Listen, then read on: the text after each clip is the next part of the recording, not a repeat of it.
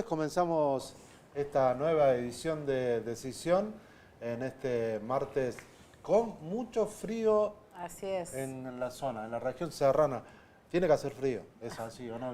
Empezó el invierno, decididamente. Bueno, vamos a arrancar ya con esta semana. Unos días para Villa Carlos Paz, una semana de mucha importancia política. Sí, tiene mucha importancia política, pero cero trascendencia a nivel de difusión por parte de los órganos electorales o el órgano del municipio de lo que va a pasar el domingo, y eso hace que mucha gente no tenga la más pálida idea, como se decía antes, de que el domingo se vota, y se vota por el defensor del pueblo o la defensora del pueblo.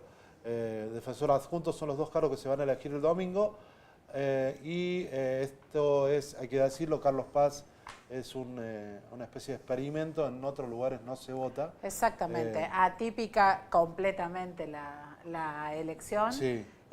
Donde existen defensorías tanto a nivel nacional como provincial. Y algunos municipios. Exactamente, lo más habitual es que sea un organismo que de algún modo se sume como organismo de control y por lo general está en manos de la oposición. Claro, en Villa Carlos Paz, exactamente. Un acuerdo legislativo. Es la única ciudad de la provincia cuya carta orgánica dice que debe ser electo por voto popular, obligatorio, tal como lo son las elecciones de autoridades, y eso es lo que va a pasar el domingo.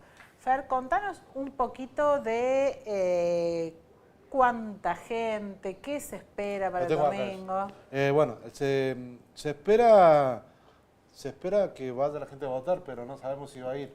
Pero, tenemos un antecedente en la de última, muy baja participación en la elección anterior, que fue aproximadamente el 25% del padrón. 23-24%. Son 58.945 electores, 31.000 mujeres y 27.000, a grosso modo, hombres. Va a haber 169 mesas en 22 escuelas y una mesa para extranjeros en el registro civil. Pueden votar mayores de 16 años, puede ser que voten por primera vez muchos chicos de Carlos Paz este domingo con el DNI, el físico, de 8 a 18 el domingo lo que estuvimos viendo en todas estas semanas que fue una campaña bastante atípica con un candidato que va por la reelección, sí, que en ningún momento la gestión de Esteban Avilés admitió como candidato propio, a que toda la ciudad lo identifica como candidato del oficialismo. Sí, de hecho hay chicos del oficialismo del municipio que están trabajando en la campaña, no está mal eso, pero... Bueno, si es con fondos públicos, sí puede ser cuestionable. Sí, pero uno puede elegir apoyar a quien sea, por más que sea parte de un gobierno, ¿no? O sea, eso no está mal. Lo que puede estar mal es eso que decís vos. Ha habido un par de denuncias. Vamos para empezar a charlar un poco cómo va concluyendo la campaña electoral y cómo transcurrió en estos casi 2 meses que estuvieron de campaña. Sí. Poquito más de un mes. Sí. Nos acompañan 2 candidatas que ya han estado en nuestro programa. Yo no estaba. ¿Sí? Tenés razón. Sí, estaba de viaje. Sí, las conozco hoy. Exactamente. Miriam Castellino y Fabiana Rocaspana. ¿Cómo están ustedes? Primero le pedimos la visión de lo que fue el proceso electoral, lo que ha transcurrido hasta ahora. Ustedes como parte interesada, por supuesto. Bueno, buenas noches, gracias por la invitación. Bueno, es una campaña atípica, digamos, por todo lo que viene sucediendo y es de público conocimiento. Un candidato, como decían ustedes, que el oficialismo no se hace cargo, pero está catalogado, donde claramente se ha demostrado que desde la publicidad y empleados del municipio, con uniforme y todo, están repartiendo folletos, digamos, para la reelección, donde en ningún momento se pidió licencia. Él sigue en su puesto de defensor del pueblo, a la vez haciendo campañas en distintos centros vecinales o en distintas instituciones.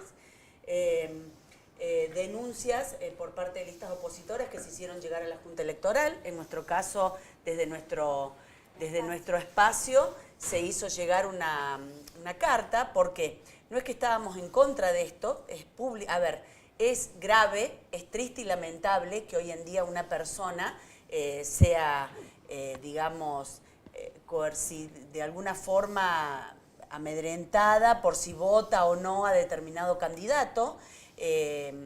Entonces, pero sabíamos también de que si no era con pruebas fehacientes, con nombre, apellido y llevado como debe ser una denuncia correspondiente con pruebas, iba a pasar esto, que fue desestimado o que se pidió un tiempo para analizarlo. Entonces, ¿qué es lo que hace todo esto? Y lleva más a la confusión y a la desinformación del vecino, sumado al enojo con la situación económica, con el descontento de un montón de cosas que vienen pasando.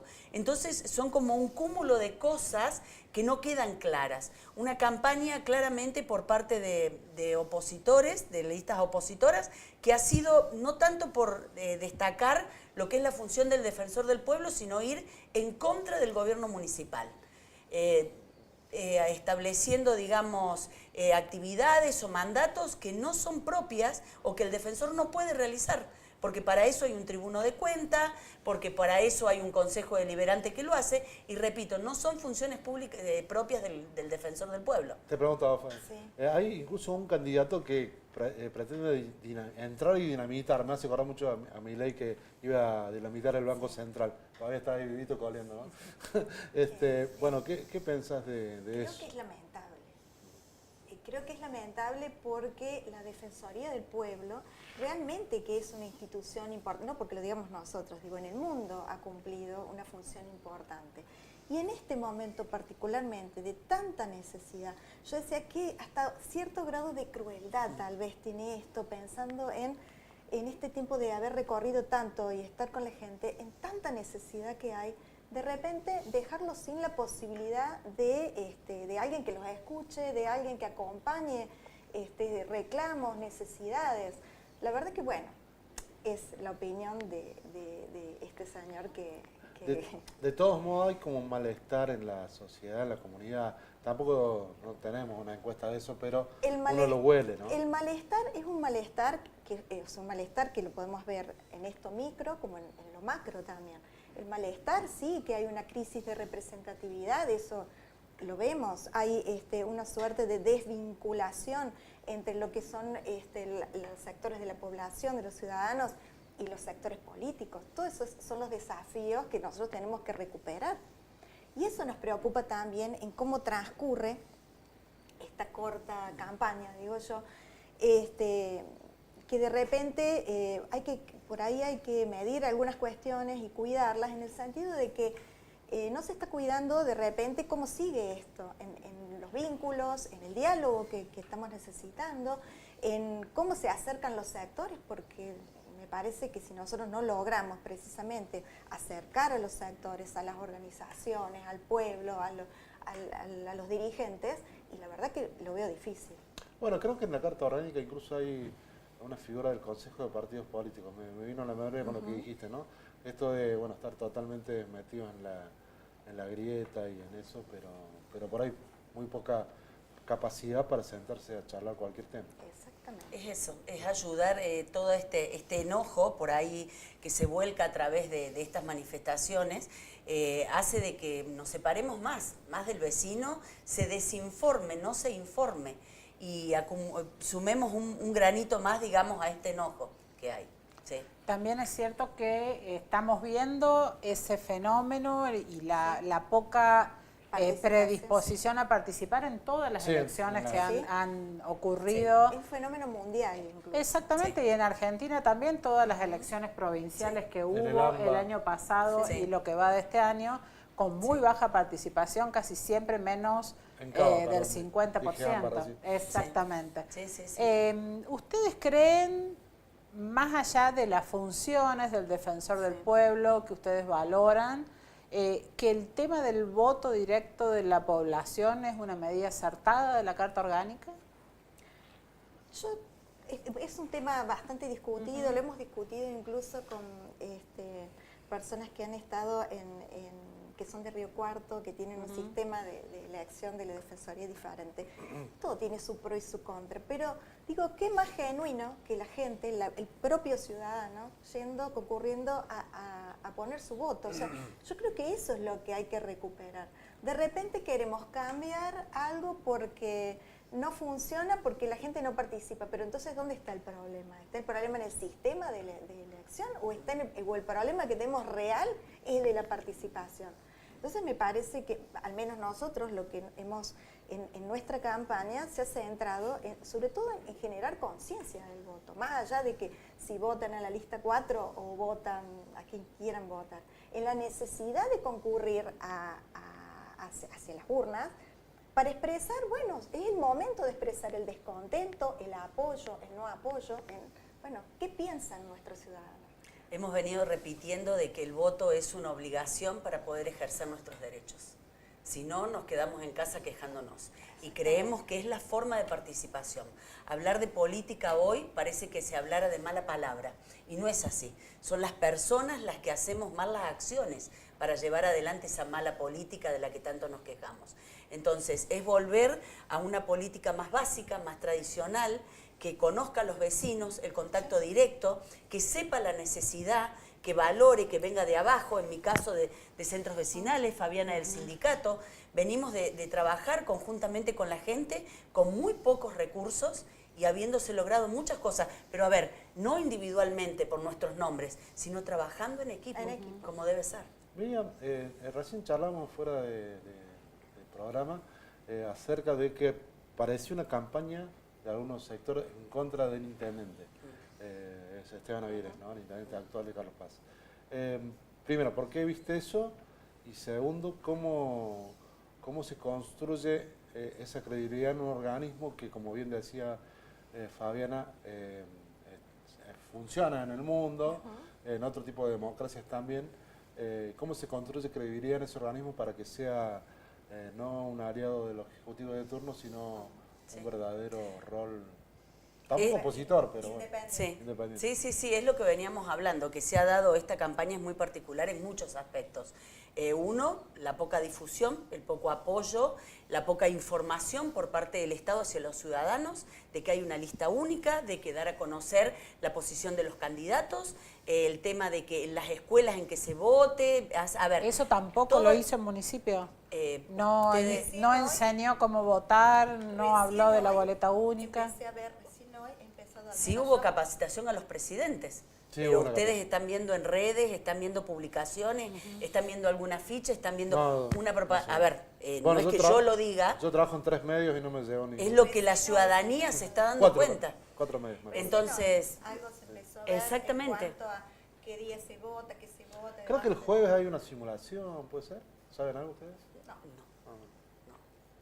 Te pedimos disculpas, pero no, de eso no. Algo de todos modos, bueno, esto no hace más que hablar de esto mismo con que comenzamos, ¿no? De esa crisis de representatividad. Creo que el mayor compromiso es este organismo, esta institución independiente que tiene que estar al lado de la gente. Se tiene que hacer que funcione en función de la necesidad de la gente, con respuestas rápidas, certeras, incluso no corriendo atrás de los problemas, incluso viendo otras posibilidades en donde ayudemos a la sociedad a generar ya mecanismos que eviten llegar a las dificultades, ¿no? De prevención. De prevención, en cuanto a salud, en cuanto a los modos de vínculos interpersonales, bueno, etcétera. Pero creo que hay mucho trabajo por hacer y lo peor que nos puede pasar es desviar la atención de donde tiene que estar. ¿Principal cambio que pretenden hacer en caso de llegar a la Defensoría? Y lo básico de nuestra propuesta es el tema de los indicadores técnicos. Estamos pleno siglo XXI, con un enter simplemente que ingrese la nota, que sepamos en qué área se puede dirigir la misma persona que esté recibiendo, saber si eso le compete al defensor o simplemente esa nota se puede redirigir, ¿no es cierto?, a otra área, que en 24, como mucho 48 horas, el vecino pueda tener su respuesta, que tenga una respuesta rápida, para que no caigamos en 15, 20 días de espera, o que en muchos casos la espera no llega, porque eso es también lo que está pasando, ¿no es cierto? Entonces, bueno, esos son, digamos, va a ser el primer punto en donde los primeros meses de gestión va a llegar a acomodar la parte, digamos, técnica para poder encaminar lo que son el trabajo. Que se genere conocimiento en orden de cuáles son las problemáticas de Villa Carlos Paz, que tiene el ciudadano, aparte en esta diversidad que tenemos, ¿no? En cada barrio realmente con una dificultad bien particular. Digo, no hay tampoco, como no está medido, no hay sistemas de evaluación. Nosotros necesitamos mejorar esa forma de gobierno, y bueno, y en esto, pero por supuesto apelando, ¿no?, al diálogo, desde ya a hacer lo que hay que hacer y hasta dónde haya que proceder. Digo, no solamente con presentar la nota o la queja y que eso quede cajoneado, como quien dice, expedientes que no llegan nunca a las respuestas, y de eso está cansada la gente también. Bueno, la Defensoría del Pueblo puede llegar hasta la justicia también. Y me parece que, bueno, en esas cuestiones habrá que Les trabajar. agradecemos, esperemos que vayan a votar los carlospacenses Totalmente. el domingo, Sí, esa es la invitación. pese al frío y al desánimo. Sí, la invitación es esa, de que el vecino se llegue el día 29, que vote. Como repetimos recién, el voto es obligatorio para poder ejercer nuestro derecho. Gracias a las dos. Muchas gracias. Buenas noches. Bueno, vamos a un corte y volvemos un ratito con más decisión.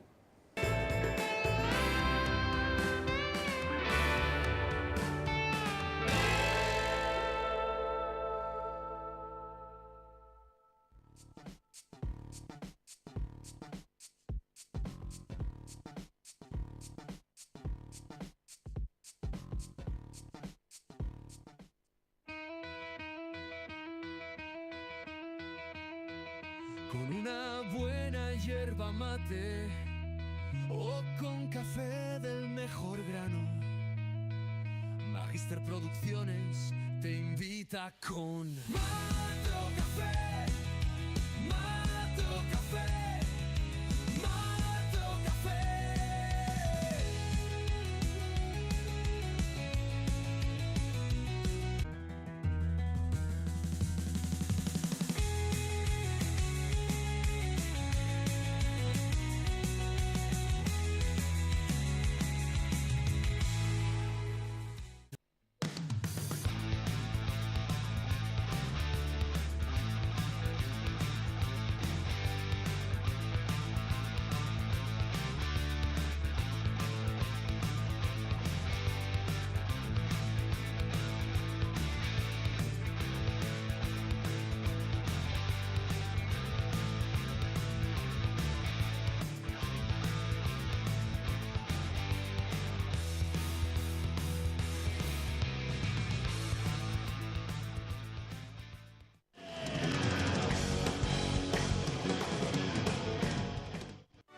En un mundo donde el invierno es sinónimo de frío, existe un fenómeno excepcional, el invierno cordobés. Un clima templado que da la libertad de disfrutar mucho más. Nuevos sabores, nuevas experiencias y muchas opciones para disfrutar la naturaleza. Cómodo, un invierno con sol y un abrigo, pero tranqui.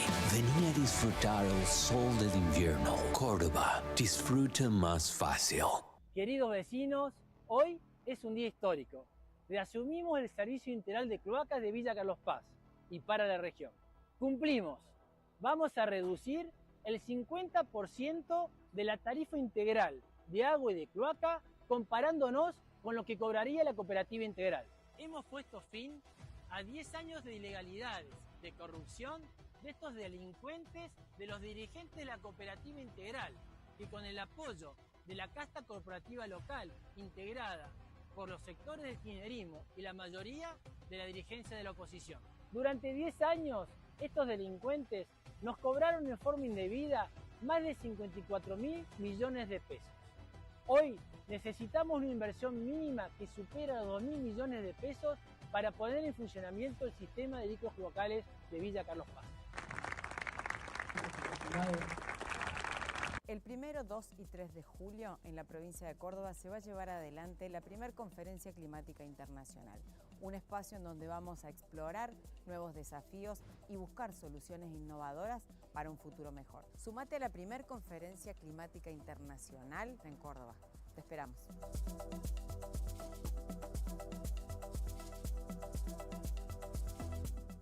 Declaramos la emergencia ambiental. Nos pudrieron los ríos y el lago de la ciudad. Esta declaración ha sido avalada por dictámenes de profesionales con conocimiento específico en esta materia, en la cual expresan que hay un posible riesgo potencial de daño a la salud pública y al ambiente de la región. Villa Carlos Paz en Soledad es el único municipio de la región que permanentemente invierte en obras de cloacas. Estamos llevando adelante una obra emblemática de cloacas que va a beneficiar a más de 10.000 vecinos del Distrito Oeste, que se van a sumar al 67% de la población que ya tiene el servicio. Prepara tu hogar para este invierno con Genesio Hogar. Aprovecha 6 cuotas sin interés con un 10% de descuento en todo calefacción con tus tarjetas favoritas. Comprá online en genesiohogar.com.ar con la entrega más rápida. Desde la dirigencia cooperativista y el sindicato CIPOS quisieron imponerle a los carlospacenses 48 empleados, el doble de lo necesario para operar el servicio. También querían impactar en 1.000 millones de pesos más anualmente de lo que era el recurso humano necesario. Nosotros del municipio solo aceptamos 23. Carlospacenses, reafirmemos nuestro compromiso con nuestra identidad, nuestro ambiente, nuestra comunidad. Córdoba da un paso histórico en el cuidado de la salud. Sumamos 66 unidades de terapia intensiva móviles a la red de traslado de pacientes de gravedad.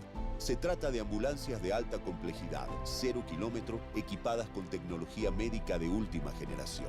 Que frente a una emergencia, cada minuto salva una vida. Y para eso hay que llegar primero, pero llegar con el equipamiento justo. Llegar con unidades dotadas, con el mejor equipamiento posible.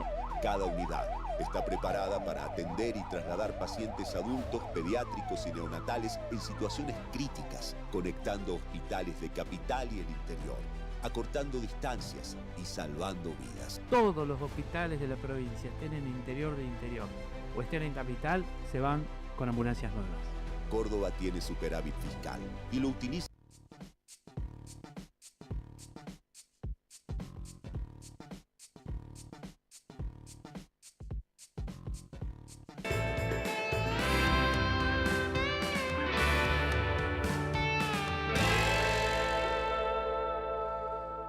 Seguimos en Decisión, segundo bloque. Nos quedaba algo por conversar y analizar, también vinculado al tema de la elección del domingo próximo para la elección de quien ocupará la Defensoría del Pueblo. Y tiene que ver, por una parte, con esta particularidad de Carlos Paz, que es la única ciudad donde se elige por voto directo, pero también hay otra parte que tiene que ver con el costo de la elección, que es un costo bastante elevado y que también es un elemento a analizar. Sí. Seguramente todo va a tener mucho más sentido si los carlospacenses concurren masivamente a votar y el electo tiene una legitimidad indudable por voto masivo. Claro, en ese caso estaría hasta justificado. Exactamente. Porque si no, bueno, vamos a meternos en ese tren de que no hay que gastar plata en Exactamente. nada. Pero sí, repasemos un poquito qué presupuesto tiene la elección y qué números trascendieron hasta el momento. Bueno, en el presupuesto estaba en el orden de los 90-95 millones de pesos en el presupuesto que fue aprobado el año pasado para que se ejecute este año, pero ya solamente el gasto en el correo, que ustedes saben que lo contrata el municipio. Lo contrata el municipio, puede contratar una empresa privada, pero bueno, el correo también es una empresa. Debe tener que ver con el despliegue de las urnas, buscar, hacer el conteo y el software para informar después quién es el ganador. Acá tengo la ordenanza o el decreto. Contratar en forma directa al correo oficial de la República Argentina, el servicio electoral, la cifra es de 108 millones de pesos. 108 109 millones casi. solo el servicio de correo, a lo que hay que sumar la retribución para Sí. quienes son autoridades de mesa. La logística. La logística, se supone, la logística para el despliegue de urnas, esperemos que no sea logística para traslado de votantes, cosa que muchas veces también se Eso observa. va a pasar, pero no va a estar en... No va a ser oficial. No va a estar en el gasto oficial. Bueno, en definitiva, seguramente serán más de 150 millones de pesos si el correo solo Yo creo que son un poco 108. más. Me parece que se va a ir a casi 200. Pero bueno, es una presunción. Bueno, Vamos a verlo después. seguramente es una discusión que va a continuar. Es muy importante observar lo que pasa el domingo, cuánta gente va a votar, ya que se hace el gasto y se hace el proceso electoral. Sería buenísimo que la participación fuese muy alta, eso también hace más legítimo y más democrático el proceso. Pero de todo eso vamos a hablar el martes próximo, El ya martes con cuando los pase. datos sobre la mesa. Antes de continuar y pasar a la próxima entrevista, vamos a analizar algo que pasó hoy en Córdoba, una Sí. cosa extraña para la política cordobesa. Ya había pasado a nivel nacional en la elección, el mismo día de la elección de Cava, exactamente. de legisladores, pero bueno... decime qué pasó. En esa ocasión, a través de imágenes de inteligencia artificial, le habían hecho decir al expresidente Mauricio Macri que bajaba su lista en beneficio de la lista de Milei. Hoy, el diputado radical, Rodrigo de Loredo, haciendo uso de sus propias redes sociales, en su cuenta de Twitter, en su cuenta de Instagram. Eso es lo que iba a aclarar. En el caso de lo de Macri fue un anónimo.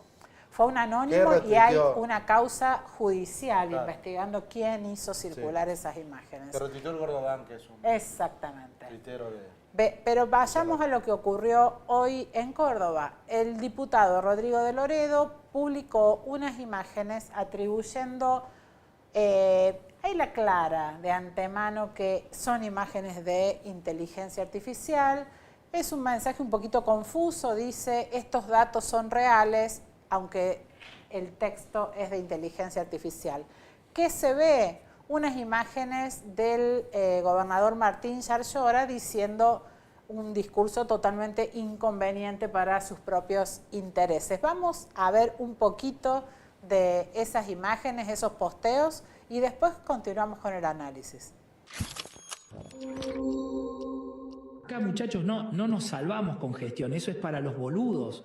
No se trata de encontrar soluciones a estos sino culpables. Tenemos que poner toda la culpa en el gobierno nacional, todo el mundo sabe que se cortaron los subsidios, entonces aprovechamos la volteada y aumentamos al máximo la luz, el agua del interurbano, los peajes, todo. ¿Quién va a saber que el ajuste nacional explica menos del 20% de las tarifas? Nadie. La bala que sí nos entró, pero bueno, hay que hacer control de daños, es la de los aumentos de los impuestos, pero la calentura de la gente pasa. Tuvimos que meter el mayor aumento de la historia de Córdoba para tener fondos para las elecciones. Ahora se viene la segunda etapa, tenemos que diferenciarnos de la nación con 3 ejes: educación, campo y jubilados. Ahí está. También pone cosas que tienen que ver con su propia pelea. Exactamente, para es un ser- discurso... Ajá, Michi de Milei. de Milei, pero totalmente coherente con los planteos que viene haciendo de Loredo contra la suba de impuestos, pero ustedes habrán observado que la voz es casi idéntica a la de Yarlora. Las imágenes, para aquellas personas que no lo miran con demasiada atención o que lo ven en una pantalla de un celular, en una imagen muy chiquita, puede pasar. La aclaración de que es IA está tan chiquita que puede no verse, y se armó una polémica que hacía mucho tiempo que no veíamos en Córdoba. ¿Y eso es todo por Twitter o por todos lados? Por Twitter y por Instagram. Después de eso, De Loredo hizo alguna especie de defensa, minimizando el tema, diciendo es lo mismo que poner un chiste o una parodia de Yarlora. También dijo, es casi lo mismo que una imitación. pero la verdad que nadie que analice el impacto de las redes sociales y el impacto de la inteligencia artificial hace esa lectura. Y De Loredo no es una persona que desconozca este universo. Hubo mucha reacción política inmediata, casi todos los ministros de Yarlora salieron a retrucarle, hubo planteos ya en la legislatura para regular el uso de IA, se expidió también la mesa provincias, municipios y hasta los intendentes del partido de Loredo, el foro de intendentes radicales, se manifestó en contra de lo que había hecho el diputado. A esta altura, el gobierno de Córdoba está analizando si concurre a la justicia con una demanda por publicidad engañosa o por haber intentado engañar a alguien sobre la participación de Yarlora. Claro, yo creo que es usar la identidad de otro, y haciéndole decir cosas que el otro no dijo. Exactamente. No es lo mismo que un imitador, porque por ejemplo venía mi amigo Mario de Valis, no sé, una vez lo vimos imitar, ¿verdad? Él imitaba muy bien a De la Sota. Todos ya sabíamos que era De la Sota. Pero además hay toda una lógica y una regla de lectura. Cualquiera que trabaja en comunicación sabe que lo que se dice tiene mucho que ver con el contrato de lectura que se establece en un medio. Y si es un imitador, ese contrato de lectura es que eso es una parodia. Mientras que si un diputado tuitea un video de un gobernador, el código de lectura es que eso es real. Sí. Bueno, tenemos la imagen de cuando fue la campaña, el día de la elección en Cava, de Macri, y diciendo que se bajaba la lista de los penatos y que apoyaron a Adorni. Creo que lo tenemos, ¿no? Ahí vamos. Quería contarles que tomé la decisión de bajar la candidatura de Silvia Los Penatos. Y yo sé, se preguntarán por qué, y no estarán entendiendo el mensaje, pero todos los pronósticos muestran que el kirchnerismo está primero en la ciudad y eso no lo podemos permitir. Por eso te pido que este domingo vayas a votar por Manuel Adorni. Si bien recientemente tuve diferencias con el presidente Milei, ustedes bien saben que siempre voy a defender la República y las instituciones. Cuando vayas a votar mañana, por cuestiones técnicas y de tiempo, la lista de Silvia seguirá apareciendo en la pantalla. Por eso este mensaje. Votemos todos al candidato del presidente Milei y no permitamos que el kirchnerismo gane en la ciudad de Buenos Aires. Aparecía Peckerman, es mejor la de Sardón. Bueno, viste en unas pocas semanas cómo avanza el tratamiento de la imagen. Sin duda, en la campaña electoral que va a terminar en octubre, vamos a ver cantidades de este tipo de cosas. Es una preocupación para todos los sistemas democráticos y para toda la comunicación política, porque para gran parte de la población que no vive pendiente de lo que publican los políticos, estos mensajes pasan como verdaderos. Hay una serie en Netflix que se llama Black Mirror, y hay algún par de capítulos que hablan de la inteligencia artificial y de cómo se mete en en las vidas de los protagonistas de la serie. Es una serie que habla del futuro generalmente, distópico, un futuro distópico, pero ya está con nosotros.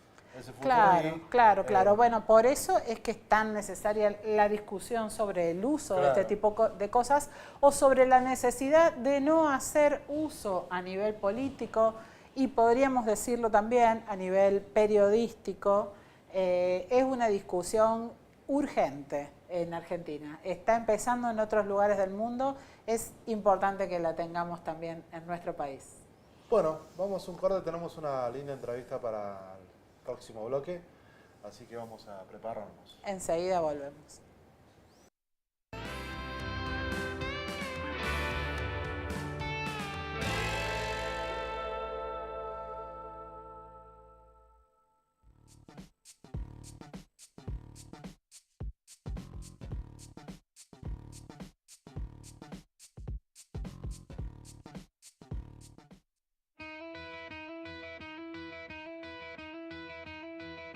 con una buena hierba mate o con café del mejor grano.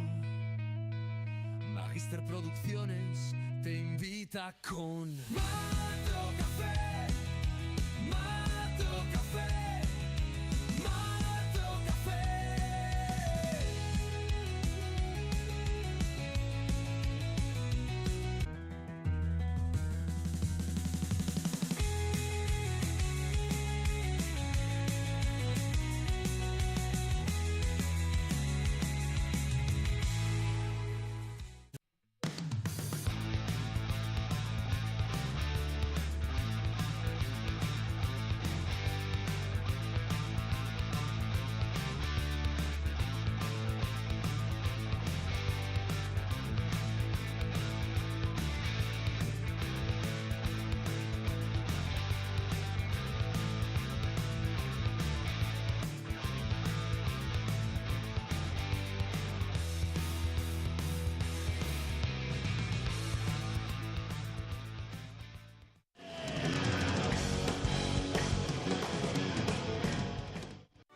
En un mundo donde el invierno es sinónimo de frío, existe un fenómeno excepcional, el invierno cordobés. Un clima templado que da la libertad de disfrutar mucho más. Nuevos sabores, nuevas experiencias y muchas opciones para disfrutar la naturaleza. Cómodo, un invierno con sol y un abrigo, pero tranqui. Vení a disfrutar el sol del invierno. Córdoba, disfruta más fácil.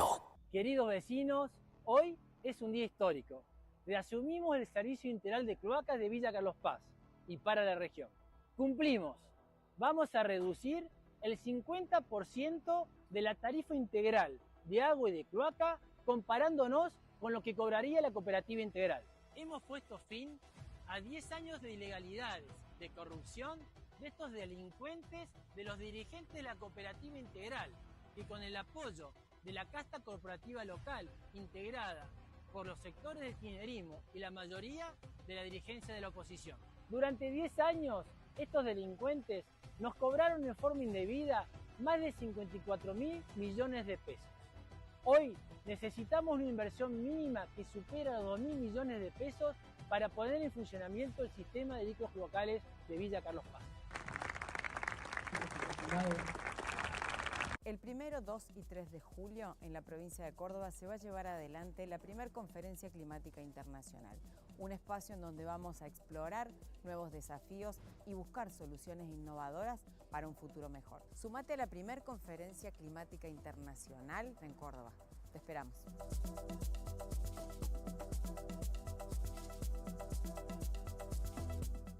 Declaramos la emergencia ambiental. Nos pudrieron los ríos y el lago de la ciudad. Esta declaración ha sido avalada por dictámenes de profesionales con conocimiento específico en esta materia, en la cual expresan que hay un posible riesgo potencial de daño a la salud pública y al ambiente de la región. Villa Carlos Paz en Soledad es el único municipio de la región que permanentemente invierte en obras de cloacas. Estamos llevando adelante una obra emblemática de cloacas que va a beneficiar a más de 10.000 vecinos del Distrito Oeste, que se van a sumar al 67% de la población que ya tiene el servicio. Prepara tu hogar para este invierno con Genesio Hogar. Aprovecha 6 cuotas sin interés con un 10% de descuento en todo calefacción con tus tarjetas favoritas. Comprá online en genesiohogar.com.ar con la entrega más rápida.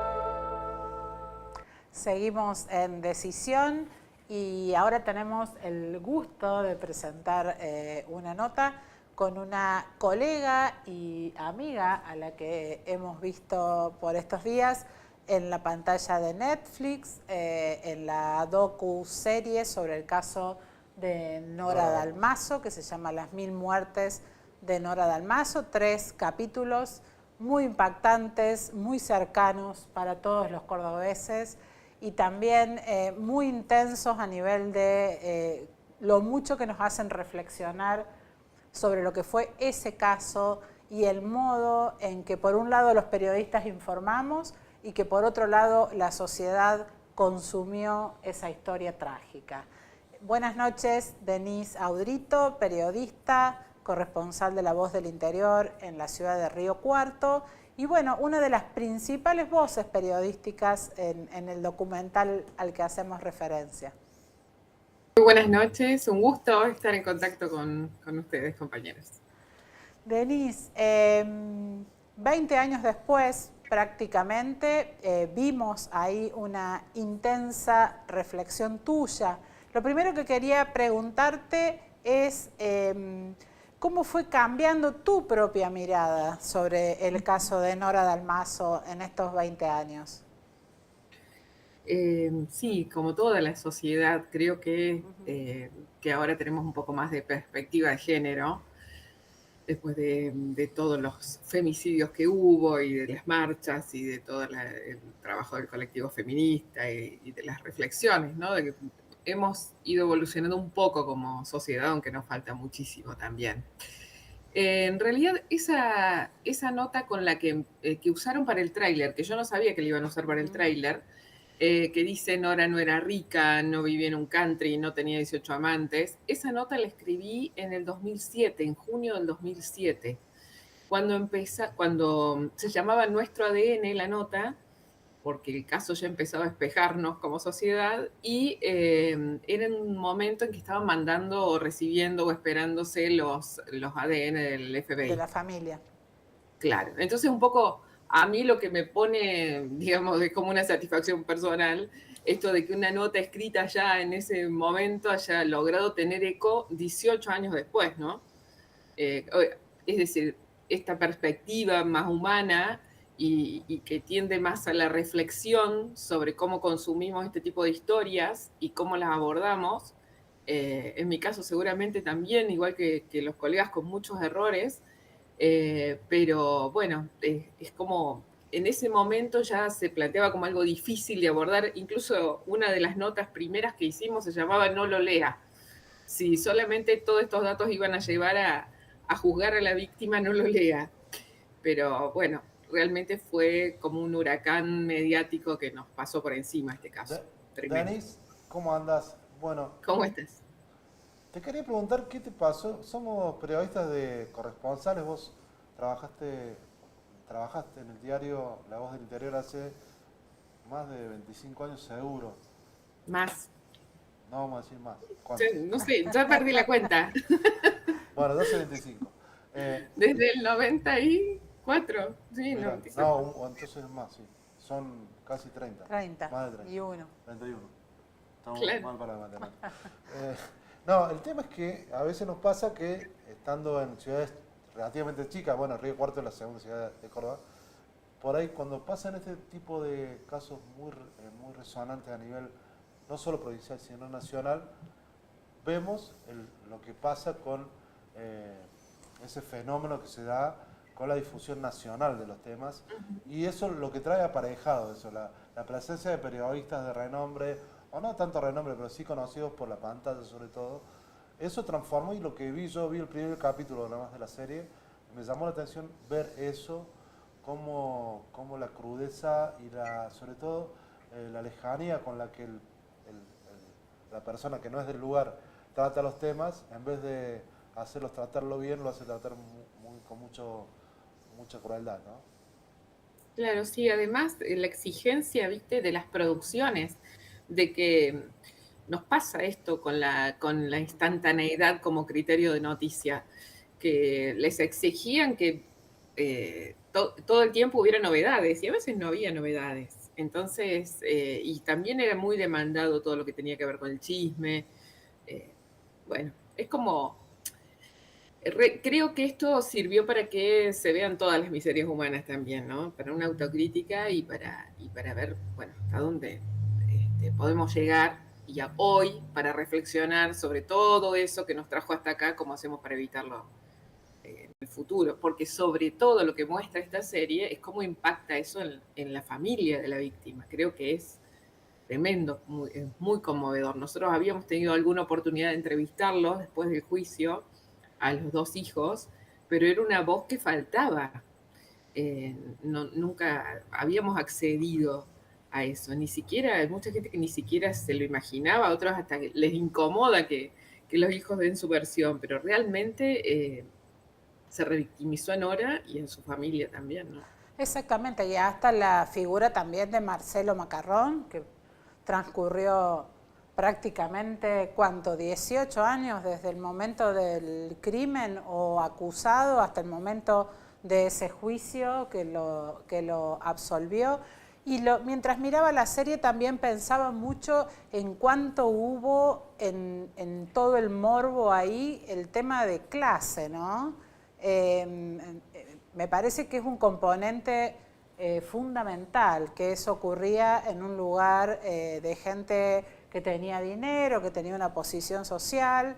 Desde tu perspectiva, ¿cómo obró eso? Porque buena parte de la condena social tuvo que ver con... Fue como una ventana para husmear en lo ajeno, ¿no?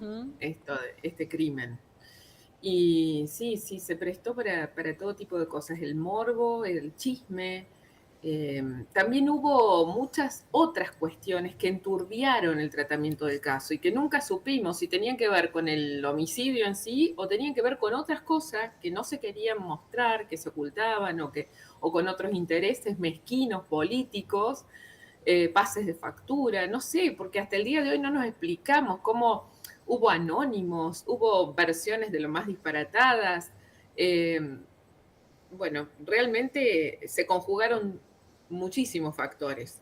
Sí, demasiadas. Para llegar el modo en el que actuó el Poder Judicial, esas pericias, el hecho de que recién ahora se haya producido el cruce de ADN que cambió por completo la dirección de la causa. Quería que nos recuerdes un poquito, Denise, ¿cuál es en este momento la situación? Ahora hay un nuevo imputado y ¿en qué proceso está, en qué periodo está ese proceso? Claro, después de la absolución de Marcelo Macarrón, que fue en el año 2022, la Cámara reconoce a Nora Dalmaza como víctima de violencia de género y ordena seguir con la investigación. Por más que habían pasado... ahora son 18 años, 2022, saquen ustedes la cuenta, pero habían pasado más de 15 años. O sea, de todos modos, ordenan seguir con la investigación por la verdad. Esto de la investigación por la verdad que se aplicó en los casos de delitos de lesa humanidad, por hechos, crímenes aberrantes cometidos durante la dictadura militar, eran delitos que no prescribían. Entonces se investigó la verdad y después pudo haber un juicio. Esto de un juicio o de una investigación por la verdad en otro tipo de hechos como de violencia de género, un hecho grave para la familia de la víctima, es un delito equiparable a las violaciones de derechos humanos, obviamente para la defensa del nuevo sospechoso no, pero no está reglamentado cómo debe investigarse eso. Y esta es la principal dificultad hoy. ¿Por qué? Por un lado, se está debatiendo si está prescripto o no, si hubo alguna causa que pudo interrumpir esos años en los que se cuenta, digamos, la prescripción, por ejemplo, los años en que estuvieron imputados los familiares, los querellantes, que no pudieron actuar como querellantes. Hay una serie de argumentos hasta de inconstitucionalidad que se plantean para tratar de que no prescriba la causa.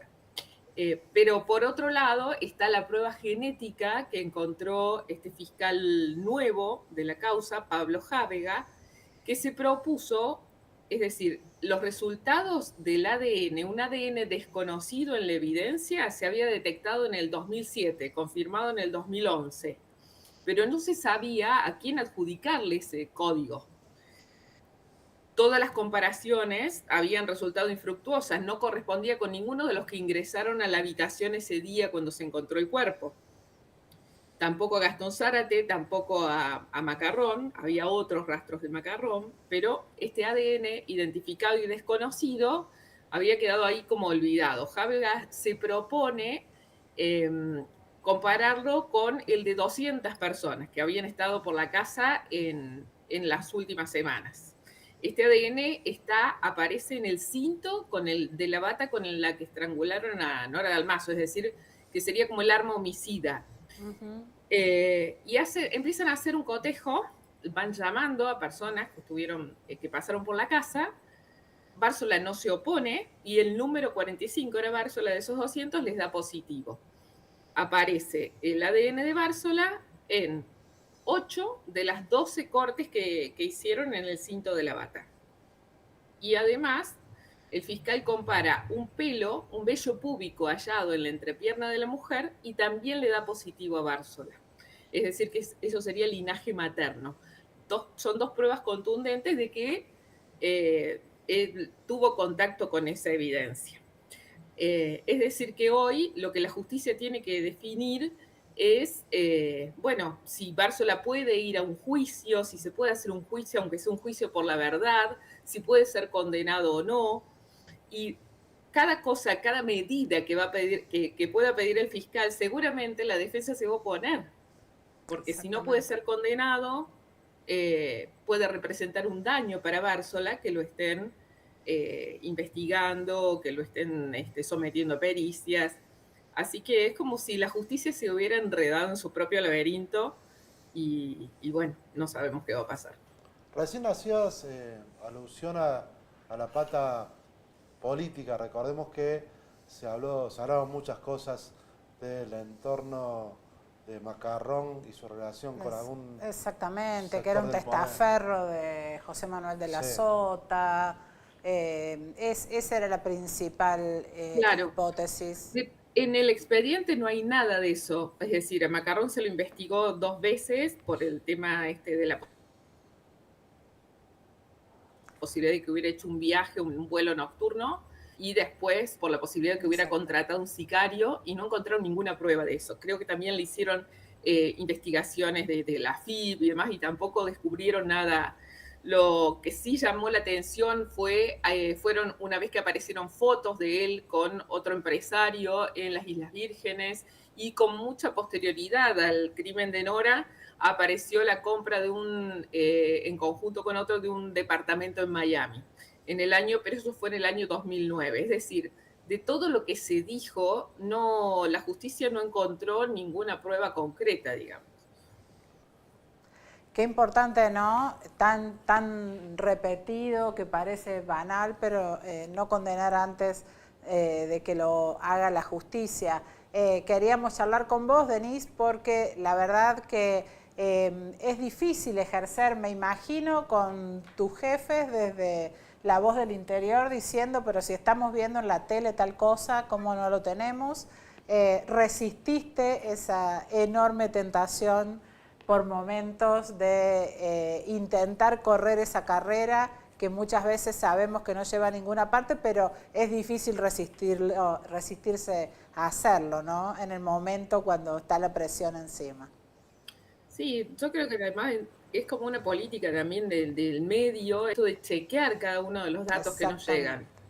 Entonces, por ahí en otro tipo de medios podían hacerse eco de versiones, de rumores, y bueno, en el caso del diario no, y esto nos ayudó a mantener cierta línea y a poder tomar con más cautela y tomarnos tiempo para reflexionar. Pero es muy difícil hoy en día, nos pasa todo el tiempo y nos pasa más como a cualquier ciudadano que consume redes sociales y que inmediatamente opina, o que se forma una idea con apenas ver una foto.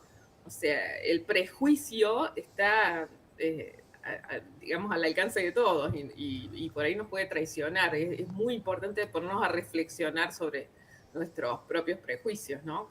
Sí, por ahí hay una tendencia que, como hay también algunos fiscales que estructuran sus causas en relación a los objetivos que quieren conseguir, a veces muy apresuradamente, hay periodistas que ya tienen el relato hecho porque es más fácil o porque es más vendedor, ¿no? Y en eso está bueno valorar el esto que vos decís. Yo pensaba el descreimiento, que estamos todos en medio de un gran descreimiento. En ese marco te posiciona mucho mejor ser crítico o denunciar, pero el problema es que es hacer las investigaciones, que por ahí el periodismo no está en condiciones ni tiene los recursos suficientes como para hacer un periodismo de investigación real, en profundidad.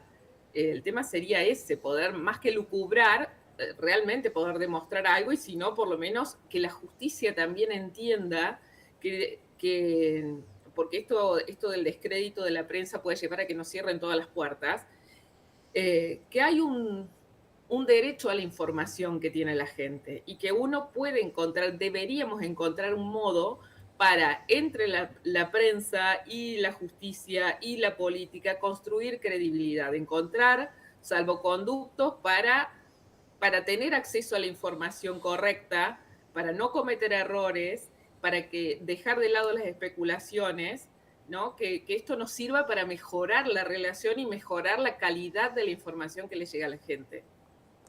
Te agradecemos muchísimo, Denise, y felicitaciones nuevamente por tu trabajo de entonces y por la participación ahora. Muchísimas gracias, un placer. Gracias, Denise. Saludos. Seguimos nosotros y para cerrar tenemos que repasar. La semana pasada cerrábamos el programa y yo le preguntaba a Fernando si fuera jurado popular en el juicio por la causa del Hospital de las Muertes en el Hospital Neonatal de Córdoba, cuál sería su veredicto. Y él dijo, la enfermera debería ser absuelta por la duda. Exactamente. Bueno, no es lo que ocurrió. Bueno, por algunas notas periodísticas que aparecieron luego de la condena, recordemos fue condenada a cadena perpetua, el máximo Brenda Agüero, la enfermera del neonatal, por la muerte de los 5 bebés y otros 8 que fueron afectados teóricamente por una inyección de potasio o de insulina. Bueno, por algunas versiones periodísticas que aparecieron durante esta semana, el fallo fue la semana pasada, ¿el jueves o el viernes? El jueves. Exactamente. Por esas versiones se habla de que los 8 jurados votaron 4-4 y que tuvo que empatar los 2 jurados técnicos, los 2 jueces de carrera. En el caso de Brenda Agüero. En el caso de Brenda. Después hubo... en el otro extremo de esa lista de condenas está el ex ministro de Salud de la provincia, claro, Diego Cardoso, absuelto, y en ese caso, con el voto de todos los jurados populares, sí, solo contradicho por los dos jurados técnicos que sí lo condenaron. El ministro terminó absuelto, la enfermera condenada a cadena perpetua. De todos los demás imputados, hubo 4 absoluciones más y 5 condenas. La mayoría a 5 años de prisión, ninguno va a ir preso, y a 4 de inhabilitación. Ninguno va a ir preso por ahora, al menos hasta que esté firme la condena. Es muy loco porque el segundo de Cardoso, Carvajal, fue condenado. Sí, exactamente. El segundo fue condenado, el subsecretario de Salud, creo que era. Exactamente. O el secretario de Salud. Bueno. Eso es lo que pasó. Pero bueno, es un caso, lo traemos a colación de lo que estábamos charlando recién en relación a la causa de Almazo, porque también está la lupa puesta sobre el accionar de la justicia y sobre el accionar de la prensa también. Así es. La existencia de los jurados populares hace que lo que informamos los medios y también las condenas anticipadas tengan un impacto y una incidencia sobre el resultado final de los procesos muy elevados. En el caso del neonatal es muy notorio. Y también hasta dónde llega la vara de la justicia o hasta qué techo vuela, porque recordemos, estaba ahí en el último día, en el momento de la asistencia, la mamá de Blas Correas, y también hablábamos que en el caso ese se había cortado con la cadena de los policías, que fueron los que realmente lo mataron a Blas, pero hasta ahí nomás. El ministro en aquel momento era Mosquera, hoy está imputado de otras cosas. En el caso del neonatal, muy posiblemente todas las partes casen la sentencia, todo indica que el proceso no estará finalizado hasta que haya un nuevo fallo del Tribunal Superior de Justicia. Bueno, vamos a volver el martes ya con el resultado de la elección del domingo aquí en Carlos Paz y con otras cosas. Todo el análisis y ojalá que podamos tener a quien resulte electo para defensor del pueblo. Muchas gracias, nos vemos el martes.